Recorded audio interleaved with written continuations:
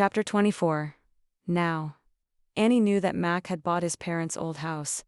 But somehow pulling up in the driveway still felt disorienting, as though she'd gone back in time. "I was half expecting your mom to greet us when we came in," she said as they shucked their boots and coats by the door. Mac huffed a laugh. "Yeah, I half expected sometimes too. Do you miss them?" "Yeah, of course I do.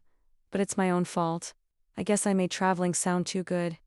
Once I bought the pub, they got an RV and never looked back." Never looked back, huh? She knew that couldn't be true. He and his mom had always been so close. "Other than the phone call I get from my mom every other day," he said with a self-deprecating smile. They walked through the entryway into the kitchen where Max set the box of kittens on the island. "Wow," Annie said, spinning in a small circle. "It looks really good in here." The kitchen had been completely redone. It was sleek and clean, white cabinets and granite countertops. It helped her feeling of voo subside. This was a new house and she and Mac were new people. They weren't kids anymore. "We might have kitty litter out in the garage," he said, rubbing the back of his head. "I think my dad kept some in case we got stuck in the snow." He moved around setting up things for the cats, while Annie focused on petting them and not thinking about everything else she wanted to do with Mac in this shiny new kitchen.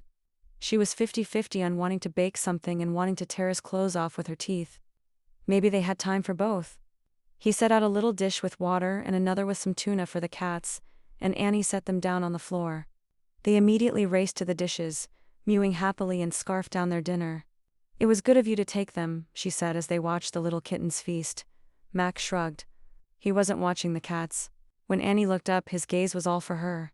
By the time the kittens had eaten their fill and curled up in a little pile together, Annie thought she might need to spend some more time with her head in the freezer. "Annie." Mac's voice was gruff when he spoke. He was close to her again, and she wished he would touch her. "What are we doing?"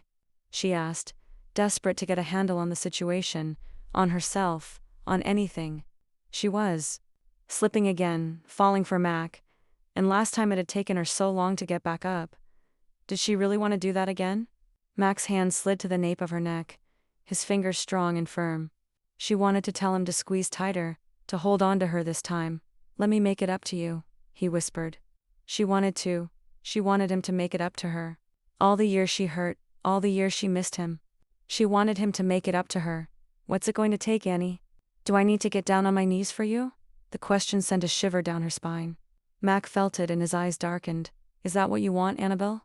You want me on my knees?" She couldn't speak, her voice trapped in a throat that was tight with emotion and desire and fear. "If that's what it takes," he said, dropping to his knees in front of her. Annie sucked in a breath. She looked down and found him staring up at her. It was everything she had wanted for 10 years. Mac begging for her forgiveness, Mac wanting her. The fantasy in her mind had gone back and forth between her rejecting him and Mac pleasuring her until she forgave him. It depended on her mood, and which mood was she in now? Should she walk away like he had? Did she have it in her to reject him? For so many years, she had thought she'd fallen in love with Mac, and that he had fallen in love with her, but she'd been foolish and young, and the whole thing had just been sex. But she was older now. She knew sex with Mac didn't have to be anything other than that. It wouldn't mean love, but it didn't have to.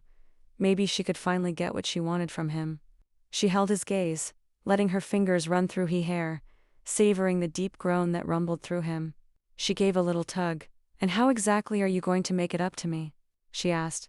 A wicked grin crossed his face, his hands lifting to her hips, his fingertips dug into her flesh. "I thought I would start by licking you until you scream."